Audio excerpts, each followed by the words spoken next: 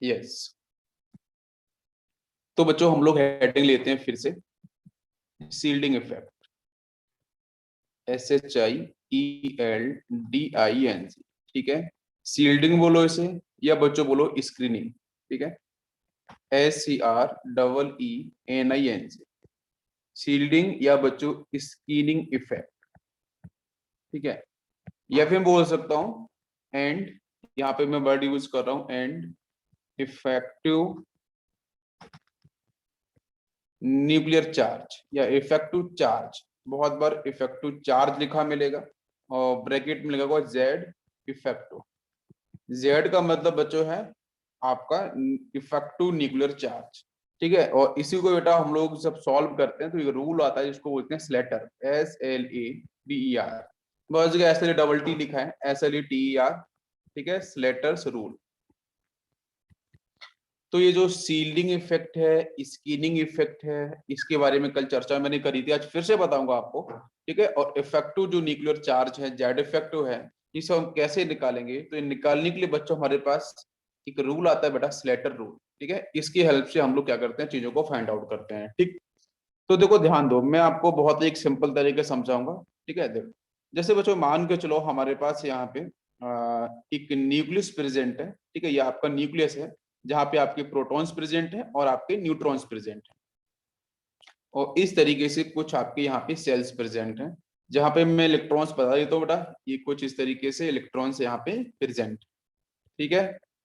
ध्यान दो बच्चों, यस, ये कुछ मैंने इस तरीके से इलेक्ट्रॉन्स यहाँ पे ड्रॉ कर दिया है। अब ध्यान देना बेटा, ये आपका जो एटम दे रखा है, ठीक है, एटम तो आपको पता है स्फेरिकल शेप का ही होता है, ठीक। वैसे हम सिंगल एटम की रेडियस को निकालना काफी डिफिकल्ट होता है, ठीक है, वो मैं डिस्कस करूंगा ऐसा क्यों होता है, ठीक है। अभी ध्यान दो बेटा, बिकॉज इसकी जो आउटर मोस्ट जो रेडियस है ना वो फिक्स नहीं होती है, बिकॉज इलेक्ट्रॉन्स बच्चों वेव नेचर को होल्ड करते हैं according to Schrodinger wave equation, हम लोग पढ़ते हैं एटॉमिक स्ट्रक्चर के अंदर। तो श्रोडिंगर वेव इक्वेशन के अकॉर्डिंग इलेक्ट्रॉन्स बच्चों वेव नेचर को होल्ड करते हैं। अगर इलेक्ट्रॉन्स वेव नेचर को होल्ड करेंगे तो भाई कुछ जो इस तरीके से हम सर्कल बना रहे हैं कि भाई इलेक्ट्रॉन का ये पाथ है, नेक्स्ट इलेक्ट्रॉन के कुछ ये पाथ है, तो इलेक्ट्रॉन कोई बेटा फिक्स पाथ नहीं हो सकता है। इलेक्ट्रॉन बच्चों कैसा होगा, आपकी वेव नेचर को होल्ड करेगा, तो भाई न्यूक्लियस के आसपास जो आपका इलेक्ट्रॉन चलेगा वो कुछ इस तरीके से चलेगा। अगर आप समझ रहे हो, स्फेरिकल शेप का थोड़ा मैं बना रहा हूँ जहाँ पे वेव नेचर को होल्ड करेगा। क्या बेटा बात समझ में आ रही है, वेव नेचर को होल्ड करने वाला है, तो कुछ इस तरीके से होगा अप एंड डाउन। तो आप देखो कहीं भी फिक्स पॉइंट से अगर आप यहाँ पे डिस्टेंस निकालना चाहते हो तो यहाँ से बिल्कुल भी आपकी डिस्टेंस आउटर मोस्ट सेल से न्यूक्लियस तरफ नहीं निकाल सकते हो, बिकॉज बेटा आउटर मोस्ट जो सेल्स जो ऑर्बिट है वो आपकी फिक्स नहीं है, बिकॉज इलेक्ट्रॉन तो बच्चों वेव नेचर को होल्ड करते हैं। इलेक्ट्रॉन जब चलते ही हैं वेव की फॉर्म में, तो एग्जैक्टली ये कोई पाथ थोड़ी ना हो सकता है, ठीक है। तो बात करेंगे उसके ऊपर, पहले हम लोग सील्डिंग के बारे में बात करते हैं। सील्डिंग का मतलब बच्चों प्रोटेक्शन, सील्डिंग का मतलब प्रोटेक्शन, ठीक है, सील्ड यूज करते हैं। अच्छा उसी का मतलब बेटा स्कीनिंग भी होता है, मैं दोनों बातों को एक साथ बता दूं। अभी किसका प्रोटेक्शन हो रहा है, किसके द्वारा प्रोटेक्शन हो रहा है, तो वो बात समझो। अंदर बच्चों क्या होंगे, न्यूक्लियस, या आपका न्यूक्लियस जहां प्रोटॉन्स प्रेजेंट है। तो न्यूक्लियस का प्रोटेक्शन कौन कर रहा है बेटा, आउटर मोस्ट जो सेल के जो इलेक्ट्रॉन्स हैं उनसे बचाने के लिए जो आपके इनर, इनर मतलब ये वाले जो इनर आपके इनर सेल्स इलेक्ट्रॉन्स है, मतलब अगर नंबरिंग की बात करूं कि this is suppose 1, now this is 2, तो ये आपके क्या है, ये आपके हैं inner cell electrons, inner cell electrons, ध्यान देना बेटा, ठीक है। और ये आपका है आउटर सेल इलेक्ट्रॉन्स, या मैंने 3 किया है, तो इसमें आपको मिलेंगे आउटर सेल इलेक्ट्रॉन्स। तो जो आउटर सेल इलेक्ट्रॉन्स है जिसको अपन लोग हमेशा बैलेंस सेल बोलते हैं कि भाई बैलेंस सेल के पास जो प्रेजेंट इलेक्ट्रॉन्स हैं, तो बैलेंस सेल के पास जो प्रेजेंट इलेक्ट्रॉन्स है वो बच्चों क्या करना चाहेगा, फोर्स ऑफ अट्रैक्शन न्यूक्लियस के साथ। इनर मोस्ट इलेक्ट्रॉन्स है वो भी अट्रैक्शन फोर्स करेंगे बच्चों किसके साथ, न्यूक्लियस के साथ ही करेंगे। और आपको अच्छे से पता है कि कोई भी एटम इलेक्ट्रिकली न्यूट्रल होता है, जितने उसके पास इलेक्ट्रॉन्स हैं उतने उसके पास प्रोटॉन्स होंगे, कोई दिक्कत नहीं, सबको चार्ज का डिस्ट्रीब्यूशन बिल्कुल बराबर होगा। यहाँ पे आपका कोई ना तो पॉजिटिव चार्ज ज्यादा होगा ना ही नेगेटिव चार्ज ज्यादा, बिकॉज सब कुछ आपका neutral, because numbers electrons protons के बराबर हैं। अच्छा दूसरी बात कि बेटा जो अब देखो क्या होता है कि जब अपन क्लास में पढ़ते हैं, तो क्लास में पढ़ते हैं तो पहली जो रो में जो बच्चा बैठा होगा वो टीचर की आवाज को अच्छे से सुन सकता है, और जैसे आप पीछे सेकंड रो में, थर्ड रो में, फोर्थ रो में, जैसे जैसे आप पीछे की तरफ चलते जाओगे तो आपने देखा कि बच्चों लास्ट बेंच में जो बच्चा बैठा है उसके पास कहीं ना कहीं आवाज थोड़ी सी स्लो हो जाएगी एज कंपेयर टू जो फर्स्ट सीट पे बच्चा बैठा है। क्या आपको मेरी बात समझ में आ रही है? तो हुआ क्या है कि लास्ट सीट पे जो आवाज पहुंचनी चाहिए थी वो वहां तक क्यों नहीं पहुंची? बिकॉज बीच में बहुत सारी हिंड्रेंस थे, चाहे बच्चों वो आपको एयर के पार्टिकल्स हो, चाहे डस्ट के पार्टिकल्स हो, या फिर कोई और आपका हिंड्रेंस हो, और इवन आपके जो फिजिकल जो स्टेट में जो बच्चे बैठे हुए हैं इतने सारे, वो भी तो एक प्रॉब्लम हो सकता है, वो भी तो हिंड्रेंस हो सकते हैं। तो उनकी वजह से जिस फ्रिक्वेंसी में साउंड पहुंचना चाहिए था, जिस इंटेंसिटी के साथ, वो वहां तक नहीं पहुंचा। क्या आपको मेरी बात समझ में आ रही है? तो एग्जैक्टली मेरी आवाज को, मैं न्यूक्लियस हूं सपोज, और आप लोग वहां पे इलेक्ट्रॉन्स, आप पर्टिकुलर ऑर्बिट के अंदर बैठे हो, ठीक है? तो लास्ट ऑर्बिट के अंदर ये जो बच्चा बैठा होगा, इसको साउंड कहीं ना कहीं कम सुनाई दे रही होगी, जो बीच वाले होंगे वो दिक्कत पैदा कर रहे हैं। तो इसका मतलब जो फर्स्ट और जो सेकेंड, ये जो इनर सेल्स हैं, इनके पास जो प्रेजेंट इलेक्ट्रॉन्स है वो हिंड्रेंस क्रिएट करेंगे। क्या हिंड्रेंस क्रिएट करेंगे? किसके लिए करेंगे? तो जो आउटर मोस्ट, जो लास्ट, जो थर्ड सेल में प्रेजेंट इलेक्ट्रॉन्स है, थर्ड ऑर्बिट में जो प्रेजेंट इलेक्ट्रॉन्स है, उस इलेक्ट्रॉन के साथ फोर्स ऑफ अट्रैक्शन आपका न्यूक्लियस करना चाहेगा, लेकिन एग्जैक्टली अपने हाईएस्ट फोर्स ऑफ अट्रैक्शन के साथ डिफाइन नहीं हो सकता है। क्यों? क्योंकि बीच में जो इलेक्ट्रॉन्स प्रेजेंट हैं वो रिपल्सन क्रिएट करेंगे। किसके साथ? आउटर मोस्ट इलेक्ट्रॉन के साथ। तो ये रिपल्सन इसके साथ करेंगे, ये रिपल्सन इसके साथ करेंगे, ये रिपल्सन इसके साथ करेगा। तो इसका मतलब होगा कि कहीं ना कहीं एग्जैक्टली जो आपका जेड इंटी, हम जो बोलते हैं तो भाई टोटल चार्ज कितना होगा? टोटल चार्ज का मतलब जेड इंटू ई को हम डिफाइन कर सकते हैं। मेरी बात समझ लो बेटा ध्यान से। अब हुआ क्या है कि प्रोटॉन्स के नंबर इनटू उसका चार्ज, टोटल चार्ज हो गया। क्या एग्जैक्टली जो न्यूक्लियस के पास जो चार्ज प्रेजेंट है, प्रोटॉन्स के पास जो चार्ज प्रेजेंट है, क्या वो अपने टोटल चार्ज के साथ जो सबसे आउटर मोस्ट इलेक्ट्रॉन्स प्रेजेंट है उसके साथ फोर्स अट्रैक्शन क्या आपका डिफाइन करेगा? बिल्कुल नहीं करेगा। क्यों? क्योंकि कहीं ना कहीं जो इनर मोस्ट इलेक्ट्रॉन्स है वो भी तो फोर्स अट्रैक्शन करेंगे ना इसके साथ। तो एग्जैक्टली बाहर वाले इलेक्ट्रॉन्स के साथ आपका वही फोर्स ऑफ अट्रैक्शन नहीं हो सकता है जो आपके इनर मोस्ट इलेक्ट्रॉन्स के साथ प्रेजेंट होगा। तो अगर मुझे निकालना होगा, बिकॉज हमारे जितने भी कंपाउंड बनते हैं वो इनर मोस्ट इलेक्ट्रॉन से नहीं बनते, वो बनते हैं आउटर मोस्ट इलेक्ट्रॉन से। बिकॉज आउटर मोस्ट इलेक्ट्रॉन्स बाहर जाएगा या बाहर से आने वाले इलेक्ट्रॉन्स आउटर मोस्ट शेल में ऐड होगा, तो सब कुछ कहानी आउटर मोस्ट शेल से ही रिलेटेड है। तो आउटर मोस्ट शेल का जो इलेक्ट्रॉन है वो कितना इफेक्टिवली आपका न्यूक्लियस या जो आपके प्रोटॉन्स हैं उनके साथ कितना इफेक्टिवली फोर्स और अट्रैक्शन को डिफाइन करेगा। तो हम कैसे निकालेंगे? तो वो बच्चों निकालेंगे टोटल जो चार्ज होगा, टोटल जो न्यूक्लियस जो प्रोटॉन्स के पास चार्ज होगा, माइनस करेंगे हम लोग क्या? रिपल्शन। कौन सा रिपल्शन बच्चों? वही आपका जो सील्डिंग हम बात कर रहे हैं, वही जो हम लोग स्कीरिंग के बारे में बात कर रहे हैं, इसको हम लोग सिग्मा से करते हैं रिप्रेजेंट। अब मेरी बात समझ में आ रही है? तो जो रिपल्शन कर रहे हैं inner most electrons outer most electrons के साथ, उनके हम रिपल्शन को माइनस कर देंगे। किसके साथ? जो टोटल चार्ज प्रेजेंट होगा आपके न्यूक्लियस के पास।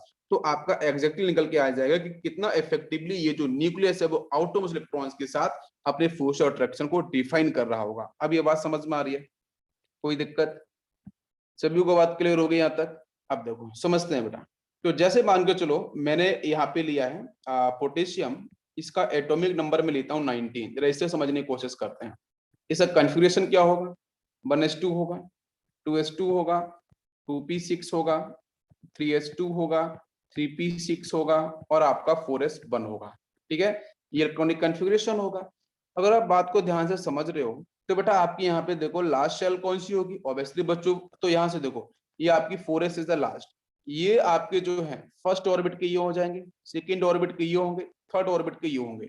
मतलब ये फर्स्ट है, ये सेकेंड है, ये थर्ड है। तो तीनों के तीनों जो बच्चों ऑर्बिट हैं ये आपके इनर ऑर्बिट को रिप्रेजेंट करेंगे, और ये आपका होगा आउटर। ठीक है, तो कहीं ना कहीं जो आउटर इलेक्ट्रॉन्स है जो एस के पास प्रेजेंट है, एस सबसेल के पास जो प्रेजेंट 1 इलेक्ट्रॉन है, ये भी आपके सपोज मान के चलो यहाँ पे आपका ये इसका न्यूक्लियस है, पोटेशियम का प्रोटॉन्स यहाँ पे हैं। तो ये सारे का इलेक्ट्रॉन्स बच्चों फोर्स अट्रैक्शन तो इसके साथ डिफाइन करेंगे ही। ठीक है, ये सारे इलेक्ट्रॉन्स आपके फोर्स अट्रैक्शन को डिफाइन करेंगे। ठीक है, ये 1 भी डिफाइन करेगा। लेकिन जो 1 इलेक्ट्रॉन है आपके एस सबसेल के पास, 4s ऑर्बिटल्स के पास, वो कहीं ना कहीं इन जो आपके फर्स्ट ऑर्बिट के पास, सेकेंड ऑर्बिट के पास, थर्ड ऑर्बिट के पास जो प्रेजेंट इलेक्ट्रॉन्स हैं, वो कहीं ना कहीं बच्चों वहां पे रिपल्शन फील कराएंगे उस बाहर वाले इलेक्ट्रॉन्स के साथ। आप ऐसे भी देख सकते हो, n=1 है, ये n=2 है, ये n=3 है, ये n=4। तो 4 के पास सिर्फ यहाँ पे 1 इलेक्ट्रॉन होगा। बाकी जो अंदर इलेक्ट्रॉन्स प्रेजेंट होंगे, ठीक है, यहाँ पे आपका 1s मिलेगा, 2 इलेक्ट्रॉन्स। नेक्स्ट आपका 2s 2p मिलेगा, यहाँ पे आपको 2s मिलेगा, 2p मिलेगा। नेक्स्ट आपको यहाँ पे 3s मिलेगा, 3p मिलेगा। सभी को बात समझ में आ रही है? क्लियर है? तो ये आपके यहाँ रिपल्शन करेंगे, तो इस रिपल्शन को मुझे डिफाइन करना है। अगर ये रिपल्शन की वैल्यू निकल के आ जाती है, इसको बोलते हैं अपन sigma, this is called screening constant या स्क्रीनिंग कांस्टेंट बोलते हैं इसको, ठीक है। स्क्रीनिंग इफेक्ट यहाँ पे शो करेंगे। तो जो आपके इनर मोस्ट इलेक्ट्रॉन्स हैं वो बच्चों क्या करते हैं, स्क्रीनिंग इफेक्ट को शो करते हैं, प्रोटेक्शन करते हैं न्यूक्लियस का, ठीक है, कि बाहर वाला जो इलेक्ट्रॉन्स है वो इफेक्टिवली आप जो आपको उनका न्यूक्लियस होगा उसके साथ फोर्स अट्रैक्शन को मैक्सिमम डिफाइन ना कर पाए, ठीक है। तो इसको हम निकालते कैसे हैं, तो इसको निकालते हैं Z effective is equal to Z minus sigma. ये Z इफेक्टिव टर्म निकालेंगे कैसे, कि भाई टोटल जो आपका चार्ज होगा वो यहाँ पे लिखा जाएगा, भाई वो चार्ज का मतलब वो नंबर्स लिखेंगे यहाँ पे। सिग्मा क्या होगा आपका, स्क्रीनिंग होगा। Z इफेक्टिव का मतलब है this is actually the actual nuclear charge. Z का मतलब है this is the original, this is the original nuclear charge, जिसको अपन एटॉमिक नंबर के हेल्प से डिफाइन करेंगे, ठीक है। इसको हम लोग एटॉमिक नंबर के हेल्प से सॉल्व करेंगे। इसके बाद बच्चों यहाँ से सिग्मा क्या है, सिग्मा आपका है स्क्रीनिंग कांस्टेंट, जो मैंने पहले बोला था, या फिर इसको हम लोग बोल सकते हैं बच्चों शील्डिंग कांस्टेंट। शील्डिंग कांस्टेंट बोलो या फिर स्क्रीनिंग कांस्टेंट बोलो, ठीक है। ये बेसिक से हमारा फॉर्मूला है। यहाँ तक बात क्लियर हो गई, चलो आगे डिस्कशन करते हैं। तो ये जो बच्चों Z इफेक्टिव जो है, हम डायरेक्ट बात करेंगे फॉर मल्टी इलेक्ट्रॉनिक स्पीसीज, ठीक है। मल्टी इलेक्ट्रॉनिक स्पीसीज के लिए हम लोग Z इफेक्टिव को डिफाइन कैसे करते हैं। सिंगल इलेक्ट्रॉन्स के लिए बात करेंगे तो उसका कोई इफेक्ट होगा ही नहीं, बिकॉज जैसे मैं बोलूंगी कि भाई किसी भी एटम के पास वन इलेक्ट्रॉन प्रेजेंट है, ठीक है, तो उसके पहले कोई इलेक्ट्रॉन्स प्रेजेंट ही नहीं है। जैसे हाइड्रोजन, तो हाइड्रोजन के पास तो कोई शील्डिंग का मतलब ही नहीं है। भाई आपका हाइड्रोजन का न्यूक्लियस तो यहाँ पे हो गया, ये आपका सिर्फ यहाँ पे वन इलेक्ट्रॉन प्रेजेंट है, इसके पहले कोई इलेक्ट्रॉन्स प्रेजेंट है क्या, नहीं है। तो यहाँ पे कोई शील्डिंग हो सकता है, नहीं हो सकता है। कोई आपका यहाँ पे रिपल्शन वाला कॉज होगा ही नहीं, सिर्फ अट्रैक्शन होगा, ठीक है। ओके, तो यहाँ पे हम लोग फिर से उस टेबल को थोड़ा सा देख लेते हैं एक बार। यहाँ पे लिखा है मैंने ऑर्बिटल एक तरफ, और इस तरफ मैंने लिखा है values of sigma for each electron, ठीक है, ईच इलेक्ट्रॉन। और यहाँ पे हम लिख सकते हैं कि सपोज बेटा ये n-2 है, या फिर आपका n-3 है, ठीक है। यहाँ पे लिखा मैंने n-1 और यहाँ पे लिखा मैंने n, ठीक है, डिफरेंट पोजीशंस के लिए। तो देखते हैं यहाँ पे, अगर मैंने ऑर्बिटल्स के बच्चों बात की है, इफ ns या np, अगर ns और np बच्चों होते हैं आउटर ऑर्बिटल, ध्यान दो, अगर ns और np होते हैं आउटर ऑर्बिटल, तो उन केस में अगर वो n-2 पे प्रेजेंट है या n-3 पे प्रेजेंट है, तो उसकी आपकी जो सिग्मा की वैल्यू है वो 1 होती है। n-1 पोजीशन प्रेजेंट होगा तो उसकी वैल्यू 0.85 होगी, n पे प्रेजेंट हो तो उसकी 0.35 होती है, ठीक है, 0.35।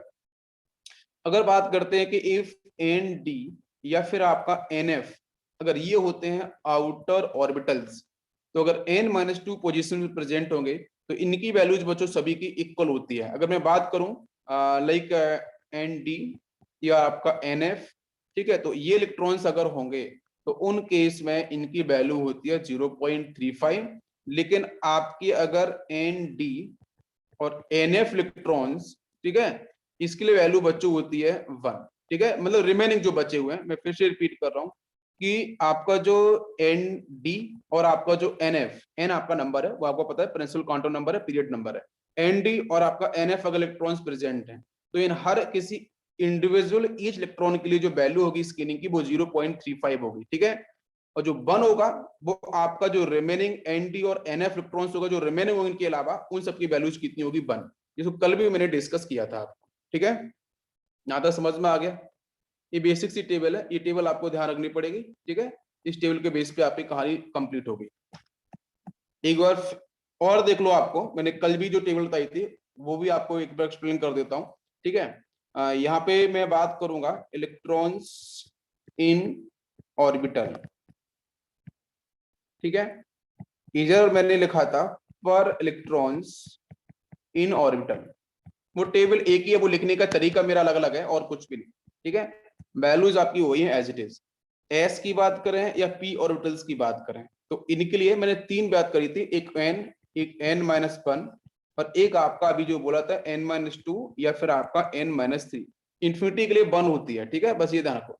तो यहाँ पे इसकी वैल्यू कितनी थी 0। अगर s और p इनको अगर s और p ऑर्बिटल्स में इलेक्ट्रॉन्स प्रेजेंट है, अगर वो ns है और np है, ns या np है, तो उसकी वैल्यू कितनी 0.35।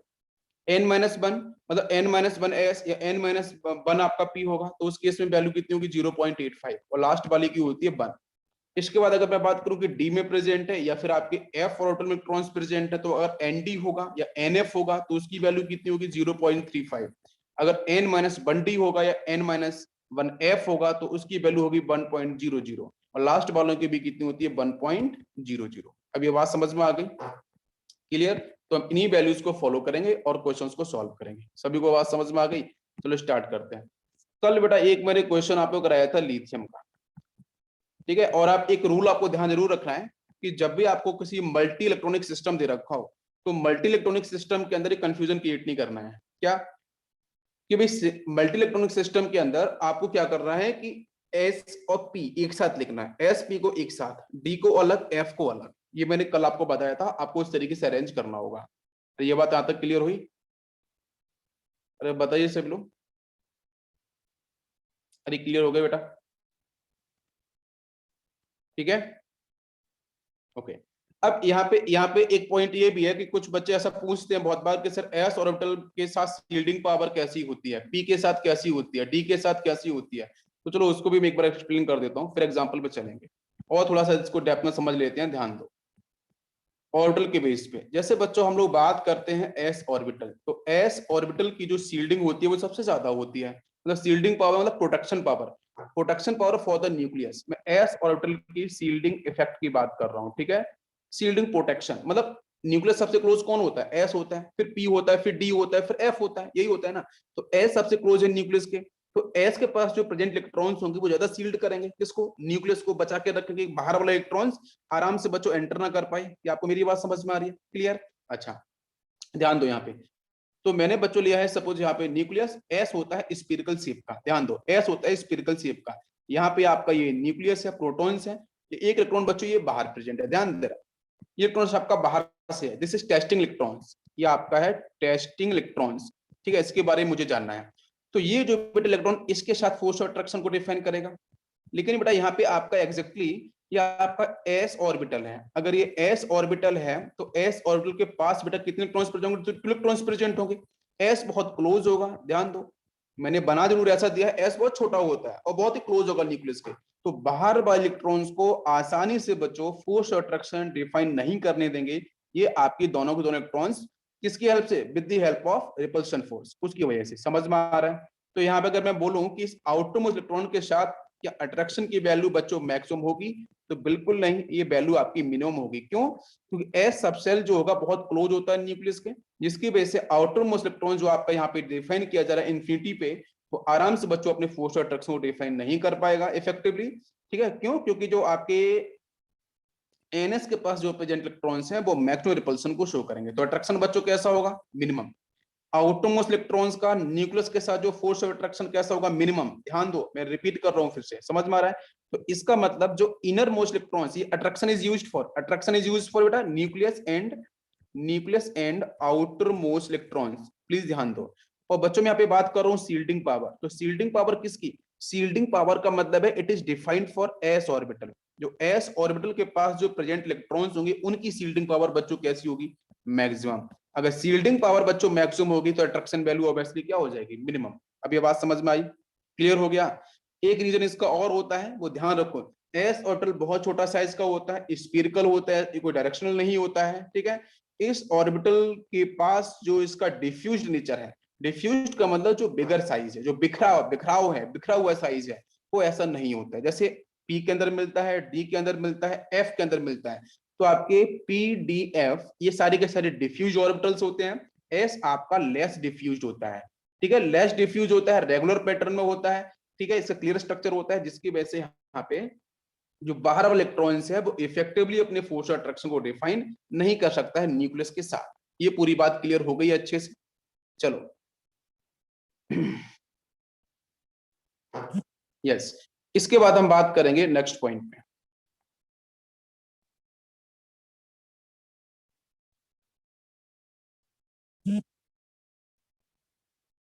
यस, इसके बाद बच्चों हम बात करेंगे P orbitals.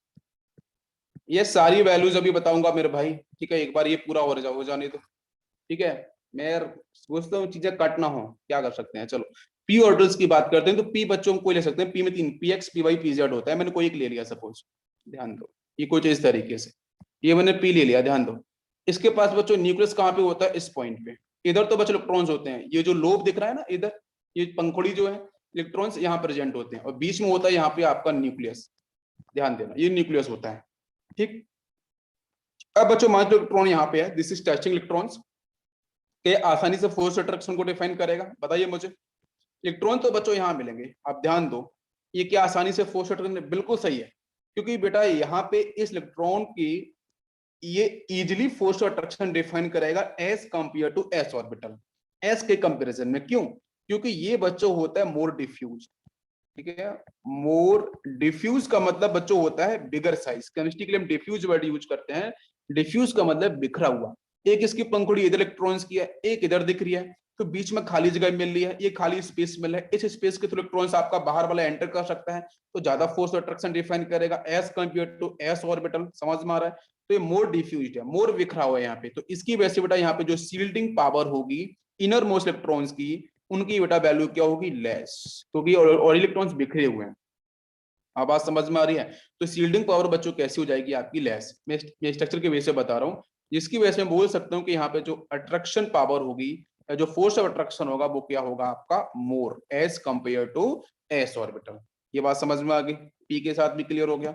Now comes D. D के साथ भी मैं एक्सप्लेन एक बार कर देता हूँ, ठीक है। डी ऑर्बिटल एक्चुअली दिमाग में बैठना चाहिए कि हम स्ट्रक्चर के बेस पे बच्चों कैसे समझ सकते हैं।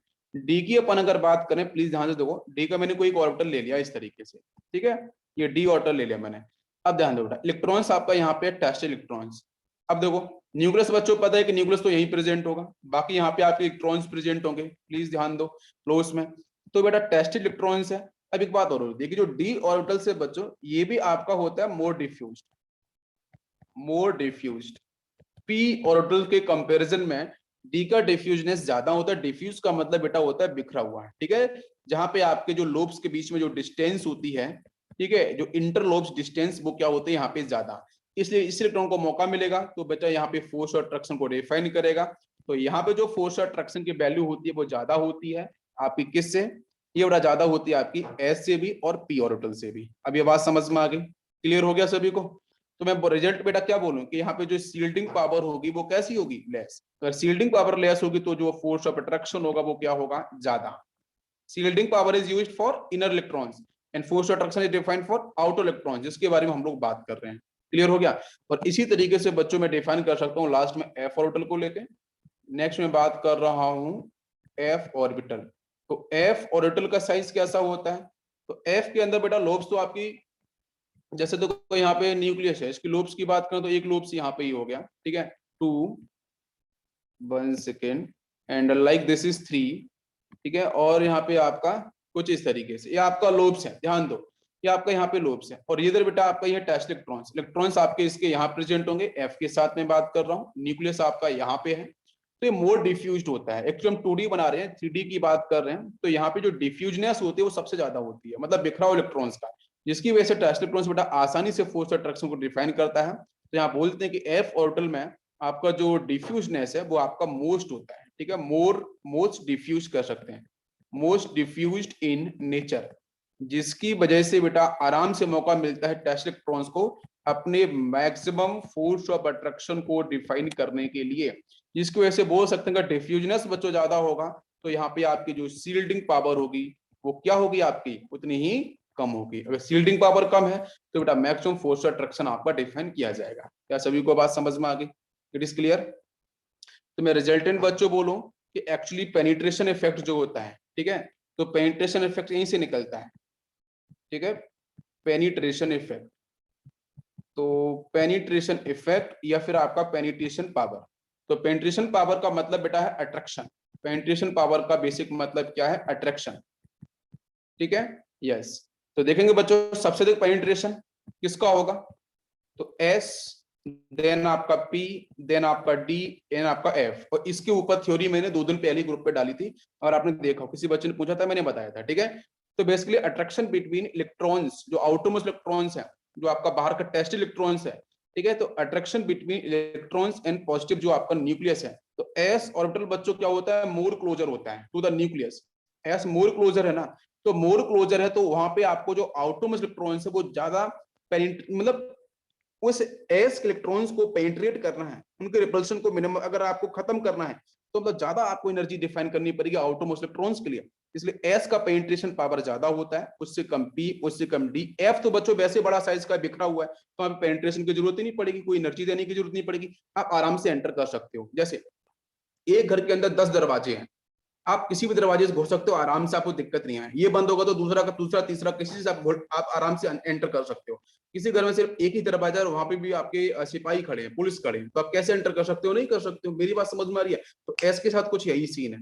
पी के पास ज्यादा दरवाजे हैं, डी के पास तो एस और पी से भी अधिक है, एफ के पास तो आपके एस पी डी से भी अधिक है, तो आराम से एंटर कहां कर सकते हो, एफ के साथ। इसलिए एफ का फोर्स अट्रैक्शन वहां पे ज्यादा डिफाइन होता है बाहर वाले इलेक्ट्रॉन्स का और न्यूक्लियस के बीच। अब ये बात समझ में आ गई, क्लियर हो गया? Yes, now it is clear.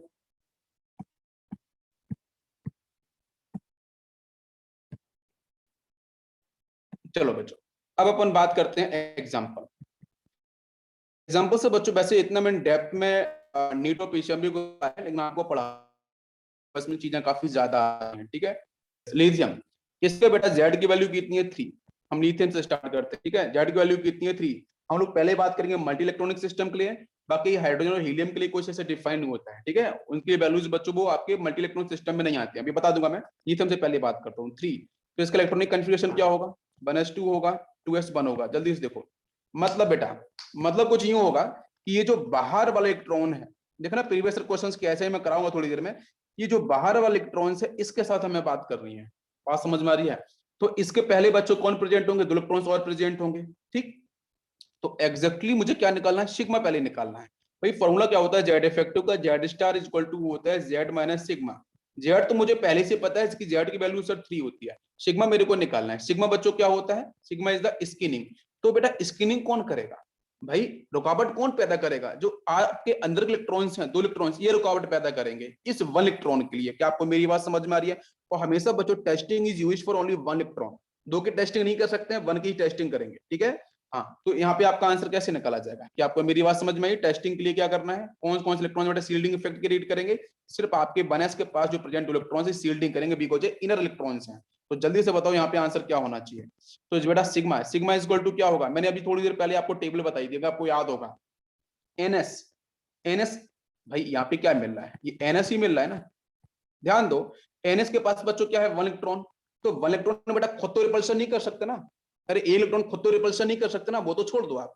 ये जो आपके इलेक्ट्रॉन ये प्रेजेंट है, ये कहां पे, n-1, ध्यान दो बेटा, n-1s। तो n-1s जो ऑर्बिटल होगा एग्जैक्टली उसके पास 2 इलेक्ट्रॉन से, उसकी शील्डिंग की वैल्यू क्या होती है, जो मैं आपको लिखा चुका हूं ऑलरेडी। बताओ जल्दी से कितनी होती है। हो बताया था यार पहले, एन के लिए कितनी होती है, 0.35। एस के लिए कितनी होगी जल्दी बताओ, वो भी आपका एस n-1 इंटू एस है, और एन एस होता ना तो वैल्यू 0.35 होती, 0.85 होगी, जस्ट मैंने अभी बताया था आपको। कितने इलेक्ट्रॉन्स है, 2 इंटू 0.85। बात समझ में आ गई?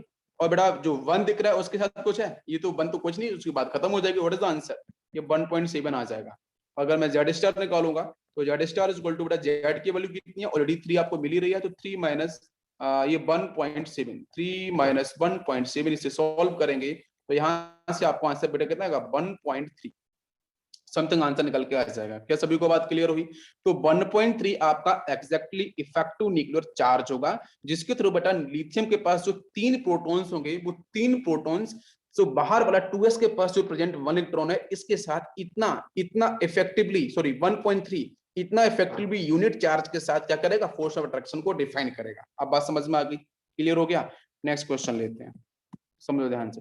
नेक्स्ट लिया बच्चों मैंने यहाँ पे boron, what is the atomic number, that is 5। फटाफट लगो इलेक्ट्रॉनिक कॉन्फ़िगरेशन, 1s2। नेक्स्ट बच्चों देखो, कॉपी पेन साथ में रखो तो समझ में आएगा, 2s2 लिखो साथ में भी, ठीक है। नेक्स्ट बच्चों क्या आएगा, 2p1। चेक करो 5 इलेक्ट्रॉन्स हो गए, कंप्लीट हो गया। अब मैंने क्या बताया था बेटा कि sp को साथ साथ रखो, ये बेटा फर्स्ट ऑर्बिट है, इसको अलग रखो, 2s2ps को एक साथ रखो, भाई सेकंड ऑर्बिट के है ना, इनको एक साथ रखो। ये बात आपको बिल्कुल ध्यान रखनी पड़ेगी, ठीक है। अब बच्चों क्वेश्चन हमारा ये है कि मुझे निकालना है Z star for 2p। 2p के पास प्रेजेंट है 1 इलेक्ट्रॉन, 2p के पास प्रेजेंट है 1 इलेक्ट्रॉन, इसके लिए मेरे को जेड स्टार निकालना है। कैसे निकाला जाए, कैसे निकाला जाए बेटा? 1 इलेक्ट्रॉन कभी भी खुद के साथ रिपल्शन नहीं कर सकता ना, ये बात तो कॉमन सेंस की है। तो हमें जो निकालना होगा वो इनके साथ निकालना होगा। मतलब ये सिचुएशन क्या है, कोई बताएगा मुझे? ये तो बच्चों ns के इलेक्ट्रॉन्स हैं, ये क्या है? ये आपके n-1s के इलेक्ट्रॉन्स हैं। तो इनकी आपको सिग्मा की वैल्यू पता होनी चाहिए उस टेबल से। अब बात समझ में आ गई? तो चलो स्टार्ट करें। यस, तो सिग्मा निकालो पहले। सिग्मा सिग्मा बेटा किसके लिए डिफाइन होगा? एक तो 2 वो इलेक्ट्रॉन दिख रहे हैं, 2 इंटू 0.35, तो ये वैल्यू हो जाएगी, प्लस 2 इंटू 0.85।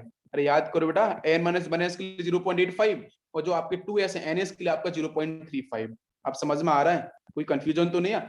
तो चला बेटा देखते हैं, इनको मल्टीप्लाई करते हैं, 0.7 आ जाएगा समथिंग। ये वैल्यू हो जाएगी 1.7 अपन अभी निकाली थी। दोनों को ऐड कर दो जल्दी से और बताओ बेटा कितना आंसर आएगा। ओके, कितना है आंसर? 7 7 कितना हो जाएगा? 4 2, यहाँ पे 2.4। अब समझ में आ रहा है बेटा? क्लियर हो रहा? इस सिग्मा की वैल्यू आ गई। अगर इस सिग्मा की वैल्यू निकल के आ गई है तो अब मुझे बताओ यहाँ से आपका सिग्मा स्टार कितना है? Yes, sigma star equal to 5 minus कर दो 2.4। बस ये माइनस कर दो, सिग्मा स्टार निकल के आ जाएगा। क्या सभी को बात समझ में आ रही है?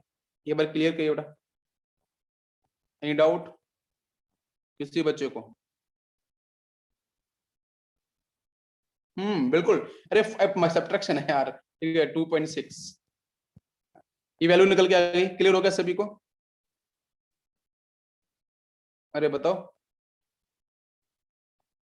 चलो नेक्स्ट मैं पूछता हूं आपसे हीलियम। मैं अगर आपसे पूछूं हीलियम के लिए क्या होगा, एक क्वेश्चन लिया मैंने हीलियम के लिए। तो हीलियम का बेटा कॉन्फ़िगरेशन लिखो पहले। 1s2 होता है, 2 इलेक्ट्रॉन्स होते हैं, जेड की वैल्यू इसकी कितनी होती है? 2। तो आपके इस 1s के पास, इस ns के पास प्रेजेंट है 2 इलेक्ट्रॉन्स। तो भाई एक के लिए तो स्क्रीनिंग निकाल सकते हैं ना। अरे एक के तो स्क्रीनिंग निकाल सकते हैं, तो इसकी वैल्यू कितनी होगी? सिग्मा। पहले सिग्मा निकालो। सिग्मा कितना आएगा? ये ns है, ns 1 इलेक्ट्रॉन के लिए कितनी वैल्यू होती है? 0.35 समथिंग होती है। तो 0.35 या 0.35 या 0.3 लिख लो, कुछ मतलब नहीं है इसका, इंटू 1। भाई एक तो निकालना है, टेस्टिंग होगा, एक बचेगा जो रिपल्शन करेगा। भाई एक इलेक्ट्रॉन को आपको सिग्मा निकालना होगा, रिपल्शन। समझ में आ रहा है? जो अंदर भाई होगा क्या, यहाँ पे एग्जैक्टली 2 इलेक्ट्रॉन्स हैं। अब चीजों को फील करो। 1 इलेक्ट्रॉन क्या करेगा बेटा? वो अट्रैक्शन करेगा, तो एक जो बचा वो रिपल्शन करेगा उसके साथ, तो उसकी वैल्यू निकालनी पड़ेगी। इसलिए मैंने यहाँ पे 1 लिखा है, 2 नहीं लिखा है, ठीक है? तो एक टेस्टिंग पहुंचे, इसकी वैल्यू कितनी? 0.3 या 0.35 आप लिख सकते हो। तो इसका जेड इफेक्टिव कितना हो जाएगा? Z minus sigma. जेड की वैल्यू बच्चों कितनी होती है? 2, इसकी माइनस 0.3 कर दो फटाफट से, कितनी वैल्यू आ गई? 1 कितना आएगा? 0.3 माइनस 1.7 समथिंग कुछ ऐसी वैल्यू आएगी, देख लो 1.70 समथिंग कुछ इस तरीके से वैल्यू निकल के आ जाएगी। क्या आपको मेरी बात समझ में आ रही है? हीलियम के लिए क्लियर हो गया? अरे दिस इज फॉर 1 इलेक्ट्रॉन बेटा। हाइड्रोजन के लिए कुछ भी डिफाइन नहीं होता है, क्यों? उसके पास तो 1 इलेक्ट्रॉन होता है। अरे 1 इलेक्ट्रॉन रिपल्सन ही नहीं कर सकता ना। तो हीलियम को तो समझ में आया ना।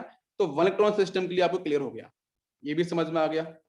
अरे कोई डाउट है यहाँ तक किसी बच्चों को? Next move to beryllium. Beryllium हम लोग ऑलरेडी निकाल चुके हैं, ठीक है? बेरिलियम आपका हो चुका है। नेक्स्ट बच्चों बोरोन, वो भी हम लोग डिस्कस कर चुके हैं, ठीक है? नेक्स्ट बात करते हैं कार्बन। चलो कार्बन का निकालते हैं। बताओ बेटा कार्बन का एटॉमिक नंबर कितना होता है? 6।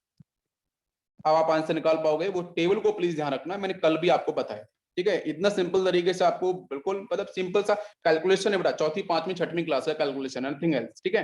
अच्छा कार्बन का बेटा बात करते हैं तो क्या होता है? 1s2, यहाँ पे आपका 2s2 और 2p कितना होता है बच्चों? 2 हो गए 6 इलेक्ट्रॉन्स। ये देखो बेटा, ये इनको एक साथ रखो, सेकंड ऑर्बिट के फर्स्ट ऑर्बिट के। ये कौन सा नंबर है? ये n-1s। और ये बेटा क्या होगा? यहाँ से देखो, मेरे को जो वैल्यू निकालनी है वो इसके लिए वैल्यू निकालनी होगी। इसके पास प्रेजेंट है ओनली 1 इलेक्ट्रॉन, उस 1 के लिए मेरे को वैल्यू निकालनी है सिग्मा। समझ में आ रहा है? अरे समझ में आ रहा है? अरे क्लियर बात हो रही है बेटा? तो ये कौन सा होगा? nth। मुझे निकालना है इस 1। तो बताओ मुझे यहाँ पे सबसे पहले आपका क्या निकाला जाए? सिग्मा निकाला जाए। तो सिग्मा बच्चों कैसे निकाल दिए बताओ मुझे? सिग्मा की value, sigma is equal to 0.35 से स्टार्ट, 0.35 इंटू 3। अरे कोई दिक्कत? देखो बेटा ये आपका क्या है? ns। ये क्या है? np। ns और np के लिए सेम वैल्यू होती है, आप चेक कर लो। ns और np के लिए सेम वैल्यू होती है, और होती कि नहीं होती है? कितनी होती है? 0.35 होती है। क्या समझ में आ रहा है? अरे भाई 0.35 होती है, कितने इलेक्ट्रॉन्स हैं इसके पास? तीन ही बचेंगे ना, टोटल 4 थे, एक टेस्टिंग हो गया, दो इधर से हो जाएंगे, एक यहाँ से, 2+3, 2+1 आपका 3, तो 3 × 0.35 प्लस इस 2, ये आपका n-1 इंटू एस है, n-1 इंटू एस के लिए 0.85 होती है, चेक कर लो, 0.85 इंटू 2 कर दो सीधा, सिंपल आपका सिग्मा निकल के, एक सिग्मा की वैल्यू कितनी आएगी यहाँ से करो, 3×5 = 5, 3×9 = 10, 10 हो जाएगा, तो 1 पॉइंट समथिंग आएगा, 1.05, चेक करो बेटा, 1.05 आया, प्लस यहाँ पे देखो 5 × 2 करेंगे तो यहाँ पे 10, 1 होगा 17, मतलब 1.70, चेक करो 1.70, जरा इसको ऐड करो कितना होगा, ये 5 हो जाएगा, ये 7 हो जाएगा, ये 2 हो जाएगा, 2.75, ये आपका सिग्मा आ गया। अगर ये सिग्मा आ गया तो फिर आपको बाकी निकालने में जेड इफेक्टिव में कोई दिक्कत नहीं होगी, Z effective equal to Z minus sigma, Z की वैल्यू बच्चों कितनी होती है 6, तो 6 में से माइनस कर दो आप कितना 2.75, जरा माइनस करो आंसर बताओ, इधर 5 बचेगा, फिर हो जाएगा 9 में से 7 जाएगा तो 2, ठीक है, और इधर कितना बचेगा 2, मतलब यहाँ पे 3.25, कितने बच्चों को आंसर है 3.25 राइट आंसर, 3.25,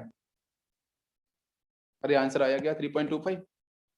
चलो नेक्स्ट बच्चों बात करते हैं अपन nitrogen, next nitrogen, atomic number is equal to 7, निकलो जरा इसकी value, what is the configuration 1s2 2s2 2p कितने 2 2 4 3 बचेंगे 7, चेक कर लो, हो गया।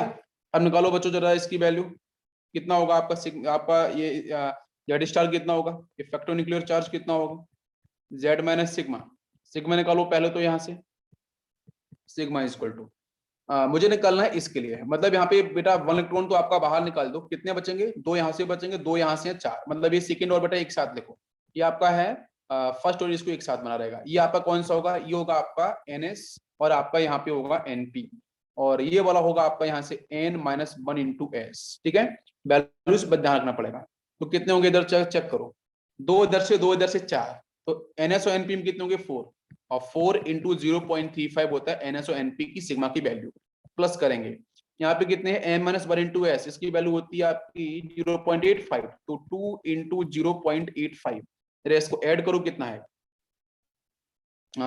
5 इंटू 4 0 4 12 14 14, मतलब 1.4, चेक करो 1.4 सही है, इधर चेक करो 5 इंटू 2 0, 8 दूनी 16 और 17, मतलब 1.7, ये कुछ आएगा देख लो आप, जरा इसको ऐड करेंगे तो कितना होगा, ये 0 हो जाएगा, 7 11 1 2 1 2 3, तो 3.1 समथिंग आएगा, 3.10 सिग्मा की वैल्यू। अब बेटा जेड स्टार पे आ जाओ, जेड की वैल्यू कितनी है 7, तो 7 माइनस सिग्मा, सिग्मा कितना है 3.10, यही है ना, बस 7.00 कर लो और माइनस कर दो इसको, और आंसर कितना आएगा समथिंग 3.90 का अराउंड आंसर आएगा, तो this is the value of Z star.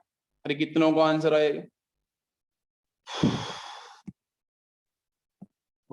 Next बच्चों बात करते हैं अपन ऑक्सीजन को ले, ठीक है, ऑक्सीजन का एटॉमिक नंबर कितना होता है 8, ठीक है, निकालो बच्चों इसका आपको जेड स्टार, जेड स्टार की वैल्यू क्या होगी, जेड माइनस सिग्मा लिख दिया मैं, बताओ इसका आंसर क्या होना चाहिए, कोशिश करो सॉल्व करो बताओ।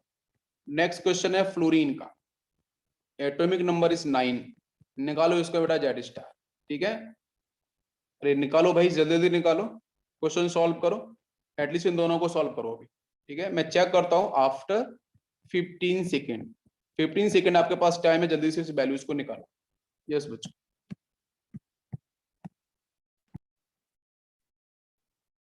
चलो तो देखते हैं बच्चों आप लोग यहाँ पे, यस फर्स्ट वाला केस था आपका ऑक्सीजन, ठीक है, लिख लो इसका होमवर्क, ट्राई करो अच्छी बात है, नहीं करो तो बहुत अच्छी बात है।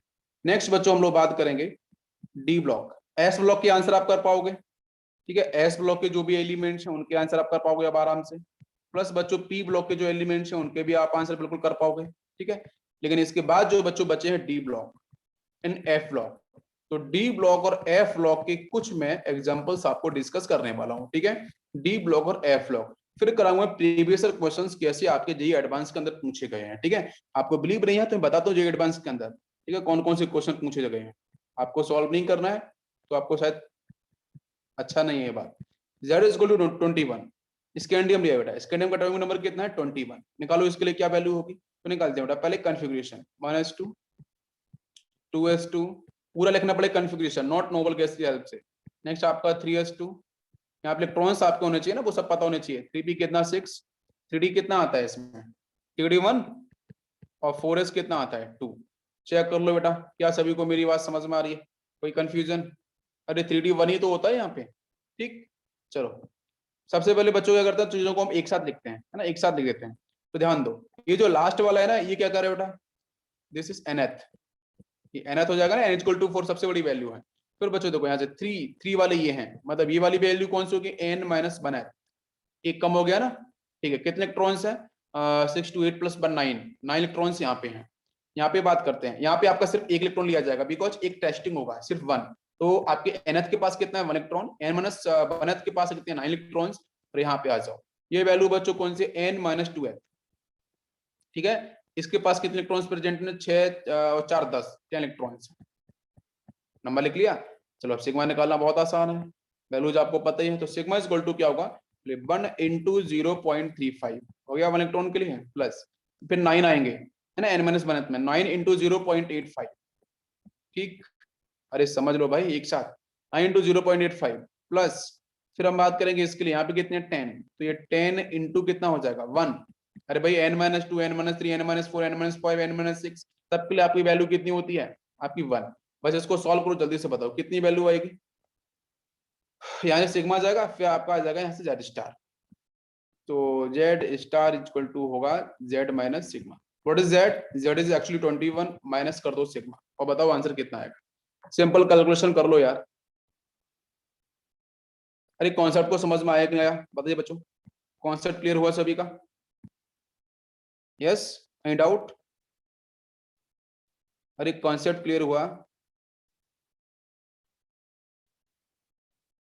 ओके, नेक्स्ट बच्चों चलो, नेक्स्ट हम बात करते हैं, एक प्रीवियस क्वेश्चन लेते हैं यहाँ से, प्रीवियस क्वेश्चन, ठीक है, दी एडवांस का है क्वेश्चन। बच्चों पूछा गया था कि calculate the effective nuclear charge, calculate the effective nuclear charge, ठीक है, चार्ज experienced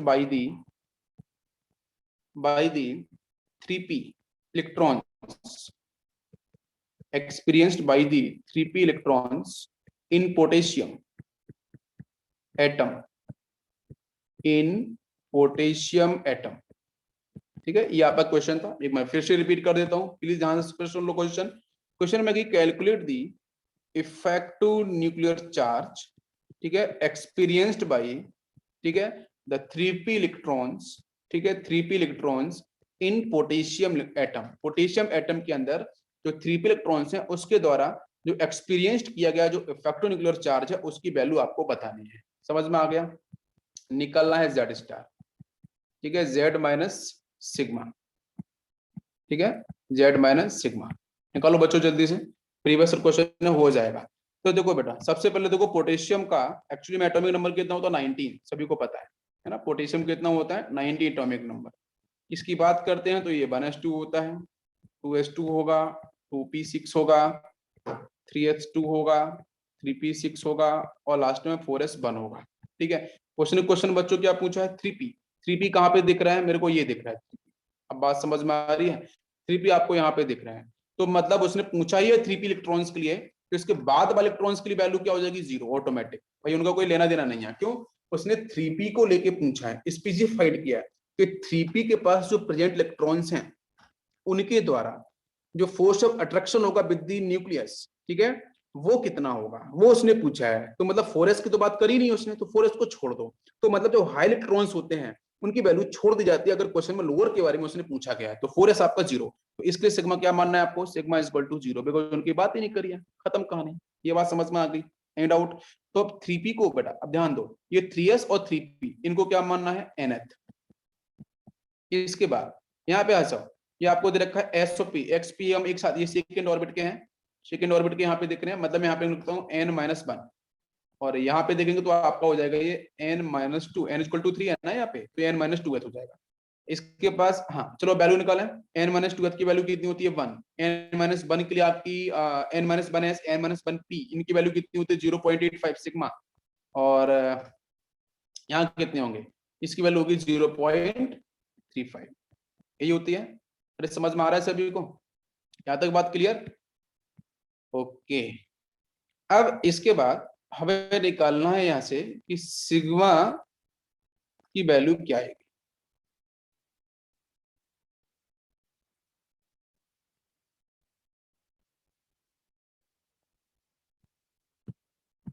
यस, तो सिग्मा इज इक्वल टू क्या होगा, यहाँ पे निकालते हैं। सिग्मा का निकालेंगे तो देखो यहाँ पे टोटल इलेक्ट्रॉन्स कितने बचेंगे भाई, इसके लिए वैल्यू पूछी गई है ना, तो यहाँ पे कितने बचेंगे 6 to 8, एक के लिए निकालना है बिकॉज टेस्टिंग फॉर ओनली 1, 5 बचेंगे 3p के पास, 3s के पास 2, मतलब 3 2 5, मतलब कितने होंगे 5 to 7, 7 होंगे, 7 into 3, 7 into 0.35, ठीक है। लास्ट 4s के लिए तो 0 हो जाएगा, उसका मतलब भी नहीं, क्योंकि उसके बारे में लेना नहीं है। नेक्स्ट फिर कुछ 6 to 8, 8 into 0.85, ये वैल्यू हो गई, प्लस लास्ट में आपका क्या है n-2, इसके लिए तो वैल्यू बेटो बनी होती है ऑलवेज 1, तो 2 इलेक्ट्रॉन्स हैं 1 into 2, बस फिर इसको ऐड करो, यहाँ पे मल्टीप्लाई करते हैं कितना हो जाएगा, यहाँ पे ये वैल्यू तो आपकी 2 हो जाएगी, यहाँ से कितना होगा 2.45, 8 into 0.85 मतलब कितना आएगा 864, मतलब 6.8 के राउंड आएगा, ठीक है, 6.7, 6.8 प्लस 1 into 2 आपका 2 हो जाएगा, जब इसको ऐड कर देंगे तो 11.25 आ जाएगा। This is the value of sigma. अरे सिग्मा आ गया निकल के, अरे समझ में आया बेटा? उसने क्वेश्चन में क्या पूछा था, क्वेश्चन में यही पूछा था ना उसने कि calculate the effective nuclear charge expand by the 3p electrons in potassium, ठीक है। 7 क्यों, इसलिए बिकॉज आप यहां चेक करो ये कितना हो गया 8 हो गया ना मेरे भाई, एक्सपीरियंस बाय ओनली 1 इलेक्ट्रॉन होता है, लिखा नहीं उसने बाय डिफॉल्ट, हम 1 इलेक्ट्रॉन पे बात करें, हमें स्टार्टिंग से बात करो, सिर्फ 1 इलेक्ट्रॉन को ही देखना है ना भाई, चार्ज जो एक्सपीरियंस करेगा ओनली 1 इलेक्ट्रॉन, उसके साथ फोर्स ऑफ अट्रैक्शन, मेरी बात समझ में आ रही है? तो एक तो कम हो जाएगा ना भाई, 4s नहीं आने वाला है, क्वेश्चन उसने 3p के बारे में पूछा है, तो 3p से पहले वाले सारे लिए जाएंगे, तो 3p का निकाल दो 1 इलेक्ट्रॉन जो टेस्टिंग के लिए यूज किया जाएगा, 1 इलेक्ट्रॉन खुद रिपल्शन नहीं करता, तो 6 + 2 8 से एक कम कर दो, 7 इज द आंसर। क्या समझ में आ गया? सिंपल सा मैथमेटिक्स है, कुछ ऐसे डिफिकल्ट है ही नहीं उसमें। तो यहाँ से आपका जेड स्टार आ जाएगा, जेड आपका कितना है 19 और माइनस हो जाएगा 11.25, सिंपल कैलकुलेशन सॉल्व कर लो, शायद सब्ट्रैक्शन करना आता होगा, ऐसा मान के चलता हूं मैं। Now it is clear?